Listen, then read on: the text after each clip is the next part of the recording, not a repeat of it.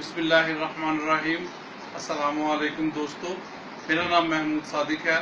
आज ईद के मौके पे मैं आपको एक मोटिवेशनल टिप देना चाहता हूँ। पहले तो मेरी तरफ से सब दोस्तों को बहुत बहुत ईद मुबारक हो।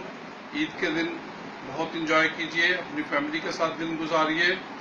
और जैसा कि हमारे मज़हब में बिल्कुल इस तरह का है कि ईद के दिन अपने रिश्तेदारों को मिलिए, अपने दोस्तों को मिलिए और सब उनकी अपनी गलतियां सब भुला के मिलिए, ताकि आप एक नए और अच्छे तरीके से मिल सके।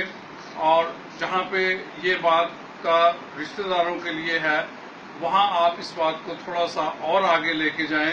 तो अपने जो दफ्तर के रुफ़क़ा-ए-कार हैं, जो आपके कुलीग्स हैं, उनको भी एक अच्छे तरीके से ईद के बाद मिलने की कोशिश कीजिए और कोशिश कीजिए कि उनकी गलतियां माफ़ करके एक अच्छे तरीके से आप वहां भी एक रह सके, क्योंकि आपका दफ्तर भी आपका एक घर है।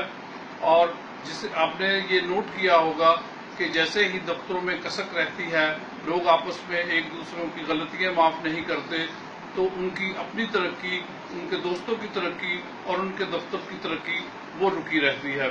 तो इस ईद के हवाले से मैं पैगाम देना चाहता हूँ कि ईद के बाद जब आप दफ्तर में जाएं तो अपने दोस्तों को अच्छे तरीके से मिलिए, एक नए तरीके से मिलिए और पुरानी चीज़ों को भूल के मिलिए, ताकि आप तीनों की तरक्की फिर बन सके। अगर ये पसंद आए स्पीच तो दूसरों को भी शेयर कीजिए। आपका बहुत बहुत शुक्रिया। अस्सलामु अलैकुम।